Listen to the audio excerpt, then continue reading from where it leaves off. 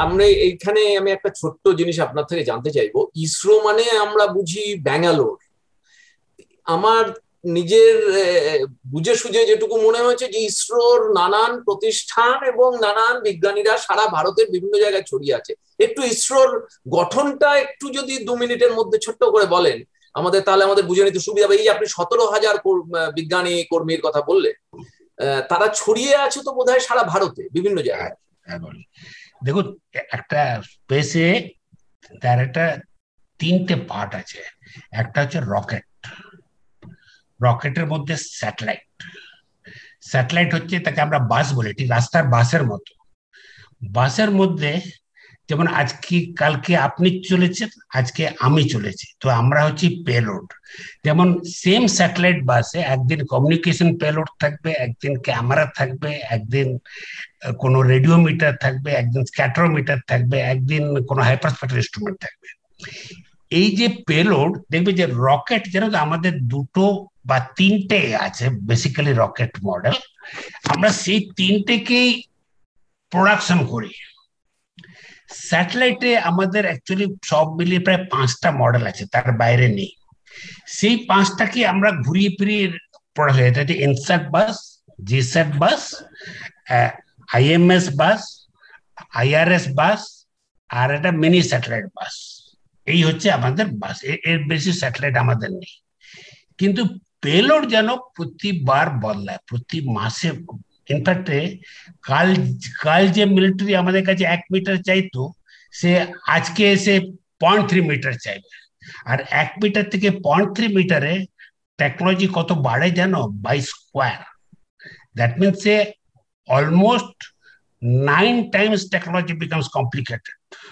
সুতরাং যে এই যে পেলোডটা, এটা মার্কেট ডিমান্ড অনুযায়ী চলে। এইবারে মার্কেটে এইটার এই নতুন অ্যাপ্লিকেশনের জন্য এই নতুন ফ্যাসিলিটি চাই। সুতরাং যে পেলোড বানানোটা হচ্ছে যে মোস্ট ইনোভেটিভ অ্যাক্টিভিটি, সেটা হয় আহমেদাবাদের স্পেস অ্যাপ্লিকেশন সেন্টারে। নেক্সট যেটা স্যাটেলাইট, যেটা প্রোডাকশন সেন্টার স্যাটেলাইট, সেটা আছে ব্যাঙ্গালোরে, ইউআরএস। রকেটের মধ্যে খুব, রকেট অ্যাকচুয়ালি একটা ধরো খুব বড় ইঞ্জিন, মেকানিক্যাল জিনিসের একটা সুবিধা কি, ওটা যদি একবার কাজ করে না, তাহলে বারবার কাজ করে। যেমন তো যদি একটা মারুতি গাড়ি যদি কাজ করে, তো ওই সেম বাজে গাড়ি অন্য গাড়িগুলো কাজ করবে। তার মেনটেন্যান্সের জন্য তোমার তখন দেখবে যে খুব হাইফাই ইঞ্জিনিয়ার লাগে না, তার জন্য ক্লাস 10 পাস করা মেকানিকই সাফিসিয়েন্ট।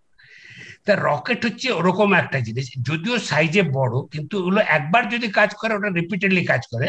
যদি ফেল করে তো তা ভুরু কোচকানো উচিত, কেন ফেল করলো। তা এই যে রকেট গুলোর মধ্যে যে তার মধ্যে যে ইঞ্জিন পোর্শনটা হয় 2টো জায়গায়। যে লিকুইড ইঞ্জিনটা হয় মহেন্দ্রগিরিতে, এলপিএসসি তে, লিকুইড প্রপালশন সিস্টেম সেন্টার।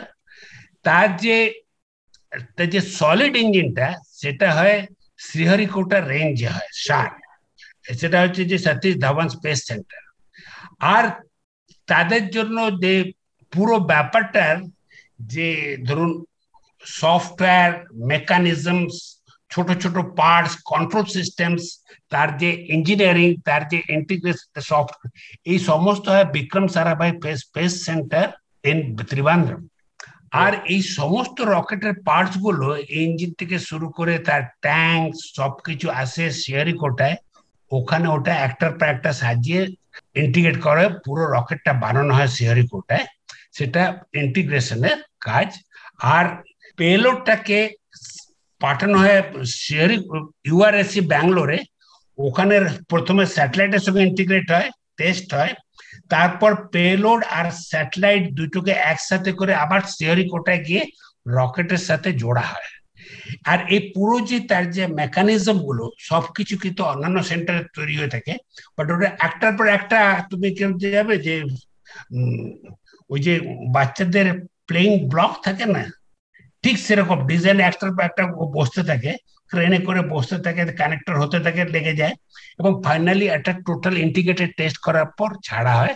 আর তার মধ্যে 2 ধরনের ট্র্যাকিং হয়। একটা হচ্ছে যে রকেটের ট্র্যাকিং গুলো সব শ্রীহরিকোটায় আছে আর ব্যাঙ্গালোরে আছে। আর আমাদের যে লো আর্থ অরবিট স্যাটেলাইট, যেমন ধরো IRS, RISAT বা এগুলো ট্র্যাকিং এর জন্য ব্যাঙ্গালোরে ট্র্যাকিং সেন্টার আছে, লখনৌ এর ট্র্যাকিং সেন্টার আছে।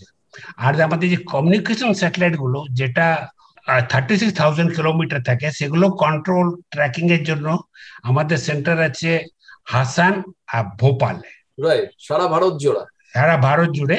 রাইট। আর আর আছে তোমার দেরাদুনে, ওখানে বেসিক্যালি স্পেস এডুকেশন ট্রেনিং সেই ব্যাপারটা জন্য আছে, সেটা Indian institute of remote sensing, তারা এমটেক ডিগ্রিও দেয়। রাইট, বিস্তীর্ণ অঞ্চল জুড়ে ইসরোর কাজ, এবং সেই কাজের সঙ্গে আমার এখন একজন ভারতবর্ষের নাগরিক হিসাবে একটা ছোট্ট দুঃখের কথা বলি।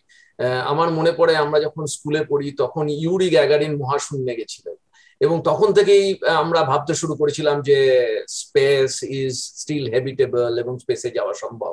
আর আমরা এখন 2021 সালে ভাবছি গগনায়নের কথা, এবং আমরা ভাবতেও স্বপ্নও দেখছি।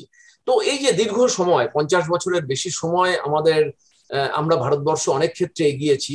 তো এতটা সময়, মানে আমি কোনো এটা ব্যর্থতা, এটা সাফল্য সেই সেন্স বলছি না, কিন্তু এই যে ধরুন আমাদের আর্যভট্ট 1975 সালে লঞ্চ হয়েছিল, আর আমরা এখন গগনায়নের কথা বলছি, মাঝখানে অনেকটা পথ পেরিয়েছি। এইটাকে কি আরো একটু দ্রুত গতিতে করা যায়, নাকি আমারটা সম্পূর্ণ কষ্টকল্পনা, মানে এটা কবিতা লেখা অবশ্যই নয়, অথবা অন্য কোনো একটা যন্ত্র বানিয়ে দেওয়া নয়? তো এক্ষেত্রে দাঁড়িয়ে এত সময় লাগা, মানে ব্যথার জায়গাটা হচ্ছে অন্য দেশের থেকে কি আমরা বেশ কিছুটা পেছিয়ে আছি না? আপনার কি মনে হয়? এই পুরো ব্যাপারটাতে অ্যাকচুয়ালি কিছুটা সমস্যা ছিল পলিটিক্যাল সার্কেলে, কিছুটা সমস্যা ছিল ইসরোতে।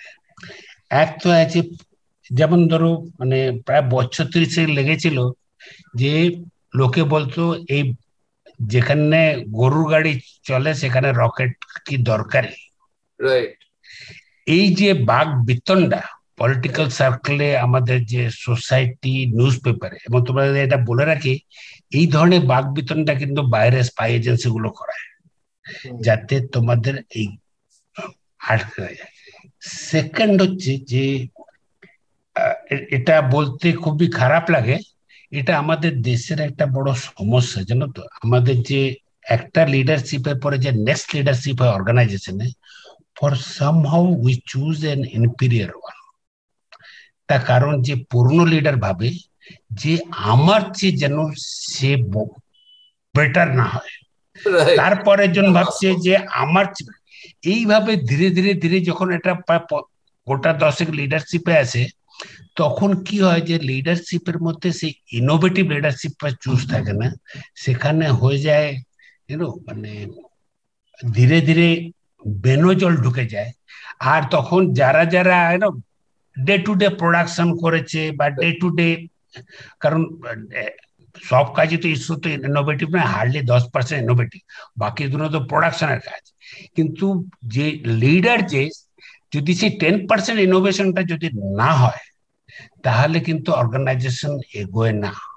সুতরাং এই যে লিডারশিপ চয়েস যে বিভিন্ন স্টেজে যেটা হয়েছে, সেটার যে ক্রাইটেরিয়া যেটা ছিল, সেটা সামহাউ বিকেম মোর গভর্নমেন্টের নর্মাল।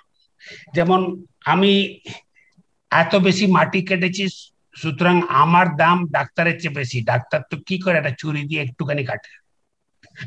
আমরা যদি সেই আর্গুমেন্টটা নিয়ে চলি যে মাটি কাটার লোককে ডাক্তারের মাথায় বসাবো, তাহলে পরে যে জিনিসটা হয় সেই জিনিসটাই হয়েছে।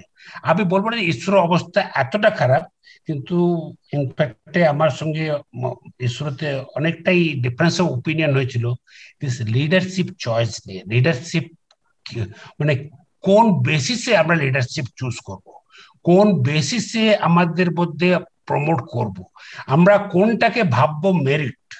আমি 10টা রকেট বানানো, যেটা একটা রিপিটেটিভ কাজ, যে মেরিট, না কোনো নতুন একটা জিনিস বানানো। ইসরোর প্রথম দিকে ছিল যে তারা সেইরকম লোককেই তুলতো যারা একটা নতুন কিছু করেছে, কিন্তু ধীরে ধীরে সেই জিনিসটা হারিয়ে গেল। এখন যে অনেক কিছু করেছে তাকে একটা to give weightage to to people who has done something new and different than the people who did the same thing which his predecessor who are doing, repeating. Yes, that is very important. কিন্তু আমরা যদি নতুন বা innovative কাজটাকে যদি গুরুত্ব না দিই, তাহলে পরে অন্যান্য কাছে যে নিদর্শন যাবে, একটা যে ছেলে যে জয়েন করছে তার কাছে কি নিদর্শন যাবে? নিদর্শনটা যাবে যে না না, দেখো মাথা ঘামিয়ে লাভ নেই, দেখো একই জিনিস, ও আমাকে কোনো দেখতে হচ্ছে না, পুরো ড্রয়িং সেম ড্রয়িং আছে, আমার বসও যা করতো আমি তাই করলাম। তো তাতে আর তার উপরে কি আরেকটা ব্যাপারটা যেটা যে ইসরোতে যেমন ধরো Nambi Narayanan spy case, it has become মানে প্রায় অলমোস্ট 15 বছর ইসরোকে পিছন ফিরে দেবে। কেউ আর ভাবছে যে যদি আগবাড়ি যদি আমি ডিসিশন আমাকে আবার স্পাই বলে যদি নখ ফোক তুলে দেয়, চুল তুলে দেয়, তাকে পানিশমেন্ট করে তার পরিবারকে হেয় করে তোলে, তাহলে আমি কেন করব? তারপরে ধরো ধরুন আমার উপর ধরো যে অ্যাসাসিনেশন অ্যাটেম্প্ট হওয়ার পরে, এটা এসপিওনেজ অ্যাটেম্প্ট, কিন্তু লোকের কাছে ধারণা হবে যে কি হবে, এটা যদি তপন মিশ্র স্যারের সঙ্গে যদি হতে পারে তাহলে এর কি মানে, এরকম বাচ্চার কি মানে, মাথায় সবসময় টুপি পরে ঘোরার কি দরকার? তো এই যে জিনিসগুলো, এইগুলো কিন্তু অনেকটা ডিটারেন্ট হয়ে গেছে, এবং ডিটারেন্ট হওয়ার ফলে কি হচ্ছে যে লিডারশিপ চায় একটা সহজ জিনিস করে তার টার্মটা বেরিয়ে যেতে, রাইট, অ্যাবসলিউটলি। সে থেকে সে নতুন কিছু চায় না, সে ভাবে যদি আমি যদি ফেল করি তাহলে আমাকে লোকে বলবে যে তুমি ফেইলিওর। সে তখন সবাই যদি একই জিনিস করে যদি বেরোতে চায় তো আমরা নতুন জিনিস কবে করব? আর আরেকটা ব্যাপার যে এই যে স্পেস বা হিউম্যান বিং এই যে পাঠানো, এটা কিন্তু খুব হাই রিলায়েবিলিটি ব্যাপার। একটা ধরো একটা ডাক্তার আর কার মেকানিকের মধ্যে তফাৎ কি? ডাক্তার একটা লাইভ হার্টের সার্জারি করে, আর কার মেকানিক একটা ডেড কারের সার্জারি করে, এটাই তফাৎ, এটাই দুজনের মাইনের ফারাক পড়ে। তো এরকম ভাবে অর্গানাইজেশনে যে এটা যদি মানুষ পাঠাতে হয় তার জন্য অনেক অনেক হাই রিলায়েবিলিটি, আর হাই রিলায়েবিলিটি যেন প্রসেস বা ইনস্ট্রুমেন্টেশন বা তার থ্রু দিয়ে আসে না, সেটা আছে যে মানুষের যারা বানাচ্ছে, যারা কাজ করছে তাদের মধ্যে কিরকম কোঅর্ডিনেশন, তাদের মধ্যে কিরকম একটা মানে ভাষাবিহীন ভাব বিনিময়। কারণ সবকিছু লিখে রাখা যায় না, সবকিছু মানে পড়িয়ে শেখানো যায় না, কিছু কিছু জিনিস আমরা একে অন্যের থেকে বুঝে নেই। তো তোমরা তো যখন সার্জারি করো তখন দেখবে যে তোমাদের একটা টিম কাজ করে, তোমরা তো কিছুটা ইঙ্গিত করলে অন্য একজন নার্স এক্স্যাক্টলি সেটা বুঝে সেটা করলো, অন্য কেউ হলে যে জানে না সেভাবে অন্য কিছু যন্ত্র এনে হাতে হাত দিয়ে লাগিয়ে দেবে। সুতরাং এই যে পুরো একটা যে এই যে টিম, একটা এত বড় একটা টিম, মানে ইসরো যখন বড় হয়েছে, এই টিমটাকে একসঙ্গে রাখা, টিমটাকে একটা ছন্দে চালানোর জন্য যে ধরনের লিডারশিপ দরকার সেটা ছিল ইন্সপিরেশনাল লিডারশিপ। একটা মানুষ তখনই ইন্সপিরেশন করতে পারে যখন সে সামনে একটা নিদর্শন, নিজে একটা নিদর্শন হয়ে থাকতে পারে। যখন সে নিজে নিদর্শন হয়ে দাঁড়ায় না, কি করে লোককে সেই কাজ করতে বলবো যেটা আমি নিজে পারি না, আমি নিজে ক্ষমতা রাখি না, সুতরাং সেটা ইন্সপিরেশন হয় না। আমার মনে আছে যে মহাত্মা গান্ধী, ওনার কাছে এক বিধবা মা আসেন ছেলেকে নিয়ে, বলে আপনি ছেলে আমার খুব গুড় খায়, ওকে আপনি বোঝান যে গুড় না খাওয়ার জন্য, গুড় খেলে শরীর খারাপ হয়, এত গুড় খেতে নেই, এটা আপনি বোঝান। তো গান্ধীজি বলেন তোমরা 1 সপ্তাহ বাদে এসো। তো ওরা যখন 1 সপ্তাহ বাদে আসে, গান্ধীজি তখন ছেলেটাকে বোঝান যে গুড় খাওয়া উচিত না, গুড় খেলে একদম শরীর খারাপ হয়, গুড় ছেড়ে দাও, তো দেখবে যে তোমার শরীরে এত এত উন্নতি হবে। তখন ভদ্রমহিলা বলেন এই জিনিসটা তো 7 দিন আগেও তো আমাকে বোঝাতে পারতেন। তখন উনি বলেন আমারও গুড় খেতে ভালো লাগে, 7 দিন গুড় ছেড়ে দেখেছিলাম যে আমি যদি ছাড়তে পারি তবে আমি তাই ছেলেকে আমি অ্যাডভাইস দিতে পারবো। সুতরাং ইন্সপিরেশন হচ্ছে সেরকম জিনিস, যে জিনিসটা হচ্ছে নিজের একটা যদি কৃতিত্ব থাকে, নিজে যদি নতুন কিছু করে থাকো তবে তুমি অন্যকে বলতে পারো নতুন করার। আর আমি নিজেই যদি ঘষা মাজা জিনিস করি তাহলে পরে আমি লোককে যদি বলে আরে ও তো ঘষা মাজা করে উঠেছে আর আমাকে বলছে নতুন কিছু কর, এই পয়সায় হবে না সে বলবে। তো এই ইন্সপিরেশনটার অভাব আর লিডারশিপের একটা ধীরে ধীরে একটা খামতি রয়ে গেল। আর এই খামতি রওয়া আর কিছু অ্যাসাসিনেশন অ্যাটেম্প্ট, কিছু আননোন জিনিস হ্যাপেনিং, আনইউজুয়াল থিংস বাই, এই জিনিসটার জন্য ইসরো অনেকটা পিছিয়ে পড়েছে, যে তুলনায় চায়না অনেকটা এগিয়ে গেছে, অনেক অনেক এগিয়ে গেছে, বা ইভেন জাপানও অনেক এগিয়ে গেছে, কিন্তু আমরা সেই তুলনায় করে উঠতে পারিনি। কিন্তু তার মানে এই নয় যে সব আশা শেষ, একদম। কারণ আমরা যদি, আমাদের মুশকিল হচ্ছে কি আমরা সমস্ত ডিম একই বাক্সে রেখেছি, আমরা ভেবেছি একই ইসরোতে বোধহয় সব হবে, আর সেই কারণে it becomes a target of espionage attack, এখানেই তা ম্যানেজমেন্ট প্রবলেম হয়। আমরা যদি দেশে 10টা ইসরো যদি ক্রিয়েট করতে পারি, একটা না হয় বিফল হবে, বাকি 9টা তো সার্থক হবে। আমি সরকারের এই প্রচেষ্টাকে খুব সাবাসী দিই, এই যে প্রাইভেটাইজেশনের মাধ্যমে অ্যাটলিস্ট 10টা ইসরো বনবে, এবং সেইটাই ভারতকে আগে এগিয়ে নিয়ে যাবে। এটা আমাদের অনেক আগেই করা উচিত ছিল, আমরা সেটা করিনি, তার মাসুল এখন দিতে হচ্ছে। আজকে আমেরিকা তো দেখো, তোমাদের আমি বলছি যে স্পেস শাটল টিম যেন তো 40 বছর ধরে একই করেছে, এবং সেই টিমটা কিন্তু এমন হয়ে গেছিল শেষের দিকে ঠিক এক্স্যাক্টলি সেম জিনিস, একই রিপিটেটিভ যারা করে তারাই ম্যানেজমেন্টের উপরে ওঠে, এইসব করতে করতে দেন দে স্টার্টেড ফেসিং অ্যাক্সিডেন্টস। তখন কেয়ারলেসনেস হয়ে যায়, লোকে তখন সাবজেক্ট জানেন না, লোকে খালি জানে এই ড্রয়িংটা কপি করতে হয়, কেন কপি করছে সে জানে না। তখন তারা কিন্তু পুরো টিমটা ভেঙে দেয়, পুরো স্পেস শাটল টিমটা ভেঙে দেয়। তার থেকে এই যে পুরোপুরি প্রাইভেটাইজেশন নিয়ে যায়, লোকে বললো NASA has gone to dogs for another 20 years, they did not function properly, but then America got SpaceX, Blue Origin and all other things, Jeff Bezos and all, and that is what, you know, maybe এই যে 20 বছর তারা যে NASA launcher প্রোগ্রামকে প্রায় ভেঙে দিয়েছিল, পুরো লঞ্চারের জন্য তারা কিন্তু রাশিয়ার উপর ডিপেন্ডেন্ট ছিল, ISS যাওয়ার জন্য, স্পেস স্টেশনে যাওয়ার জন্য। কিন্তু এই 20 বছরে তাদের প্রাইভেট ইন্ডাস্ট্রি কোথা থেকে কোথায় নিয়ে এসছে, যেটা নাসাও নিজে পারত কিনা সন্দেহ।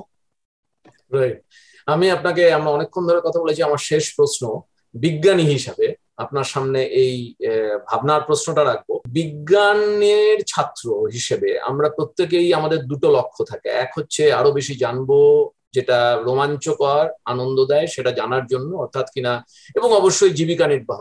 কিন্তু ইদানিংকালে দেখা যাচ্ছে যে বিজ্ঞানের যারা ছাত্রছাত্রী হচ্ছেন প্রত্যেকেরই, এবং সেটা সামগ্রিকভাবে দেশের ভাবনা চিন্তার প্রতিফলন হচ্ছে, আমি কত টাকা রোজগার করতে পারি সেটা আমার জীবনের পেশা নির্ণয়নে এবং জীবনের পথ নির্ণয়নে গুরুত্বপূর্ণ ভূমিকা নিচ্ছে। তো এই দুটোর ব্যালেন্স কিভাবে ঠিকভাবে রাখা যায় আগামীর দেশের জন্য, এটার ব্যাপারে আপনার নিজের ভাবনা? দেখো, আমি যে মাইনে পাই এক আর্মি জেনারেলও সেই মাইনে পায়, মানে পেতাম। আমি যে ফ্যাসিলিটি পাই আর্মি জেনারেলও সে ফ্যাসিলিটি পায়, কিন্তু আমি কিন্তু নিজে প্রাণ দিতে যেতাম না, কিন্তু সেই আর্মি জেনারেল কিন্তু নিজে প্রাণ হাতে নিয়ে সামনে লড়াই করতে যায়। এটা কেন যায় জানো তো? এটা হচ্ছে একটা আদর্শ ব্যাপার। আমরা যে একটা ভ্যালু সিস্টেম, এই যে ভ্যালু সিস্টেমটা আমরা ছোটবেলা থেকে করাচ্ছি না।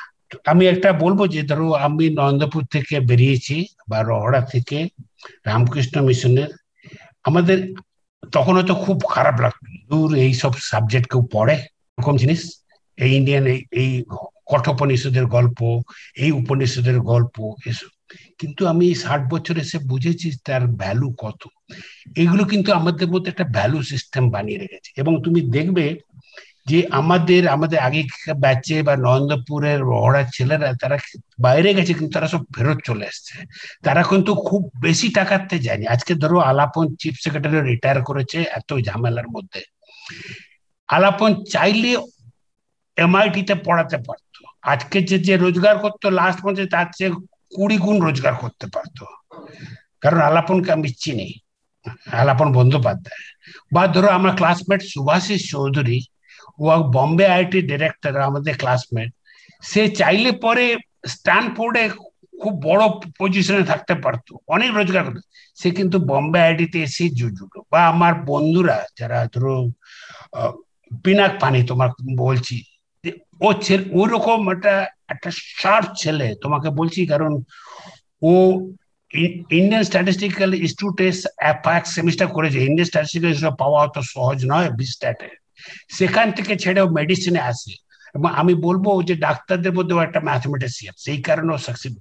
ও চাইলে পরে ও পুরো লাইফ কিন্তু বাইরেই কাটাতে পারতো, এইখানে ডাল ভাত খেয়ে কারুর এই যে স্ক্যানিং এ গরিব মানুষ হলে তাকে কম পয়সা নেওয়া, তার এসব আমি জানি ও কি করে, কি কাজ করে, তারই মধ্যে বিজনেসটাকেও টিকিয়ে রেখেছে। এই যে ভারতে থেকে তাকে যত পরিশ্রম করতে হচ্ছে, তার আর্থিক পরিশ্রমে এর চেয়ে ভালো অবস্থায় বাইরে ব্যবসা করতে পারতো, কিন্তু সে করেনি। সে রয়েছে কেন, তারা রয়ে গেছে। বা ধরো আমি বা কেন রয়ে গেছি, আমি বা কেন রয়েছি ভারতে, আমিও তো চাইলে যেতে পারতাম, আমিও তো বাইরে যেতে পারতাম বা পয়সা কামাতে পারতাম। তার কারণ সেটা ভ্যালু সিস্টেমের জন্য। এই ভ্যালু সিস্টেমটা আমাদের যদি বাচ্চাদের এডুকেশনের মধ্যে রাখা হয়, সেটা খুব দরকারি। ইনফ্যাক্ট আমি রামকৃষ্ণ মিশনের কাছে কৃতজ্ঞ এই কারণে, তারা ছোটবেলা থেকে একটা ভ্যালু সিস্টেম, সামনে একটা এক্সাম্পল রেখেছে, যে এক্সাম্পল মানে এই যে ইন্সপিরেশনাল এক্সাম্পল। মানে আমিও যে আজকে যদি ম্যানেজমেন্টে যদি কনফিউশন হয়, আমি বিবেকানন্দের বাণী পড়ি, যে তার মধ্যে হয়তো অনেক কিছু যে কনফিউশন, একটা মানুষ যে 100 বছর আগে কি করে ভেবেছিলেন যে মানুষের সম্বন্ধে চিন্তা ভাবনা যেগুলো আজও প্রযোজ্য হয়, সেটা অবিস্মরণীয়। তা এই যে ভ্যালু সিস্টেমটা যে আমাদের স্কুলগুলোতে আমাদের ছোটবেলা থেকে যদি এটা এডুকেশনের মধ্যে রাখা হয়, দেখবে যে তাতে দেখবে যে আমাদের সমাজে অনেক কিছু অসৎ প্রবৃত্তিও কমে যাবে। কারণ আমি কারো কাছ থেকে 10 টাকা যদি ফ্রিতে নেবার চেষ্টা করি, তখনই আমার মনে বিঁধবে, কারণ ওটা আমার মধ্যে একটা ভ্যালু সিস্টেমে যে না, যেটা তোমার প্রাপ্য নয় সেটা তুমি নিতে পারো না। কিন্তু যার কাছে সেই ভ্যালু সিস্টেম নেই, তার কাছে তো তো 10 টাকা 10 টাকায়, তা কার থেকে এলো কিভাবে এলো কি যায় আসে, নিয়ে নিলেই হলো, নিয়ে নিলে তো আমারই হলো। তা সুতরাং এই চিন্তা ভাবনা ফারাকটা থাকে। তো আমরা, আর দ্বিতীয় আরেকটা জিনিস আমার যে মনে হয় যে এই সায়েন্স এন্ড আর্টস ব্যাপারটা কোনো ফারাক নয়। এই যে আমরা বলি না যে দুটোই কিন্তু appreciation of nature. One appreciate by analytically decoding it, that is by the left brain, সেটা science, the nature, and arts, it expresses natural beauty in a different way. Same natural phenomenon it expresses through poetry, and we express in a mathematical equations. সুতরাং যে এই science বা arts আমরা যদি দুটো ভাগে ভাগ করে মানুষকে ভাগ করে দিই, সেটা খুব খারাপ জিনিস।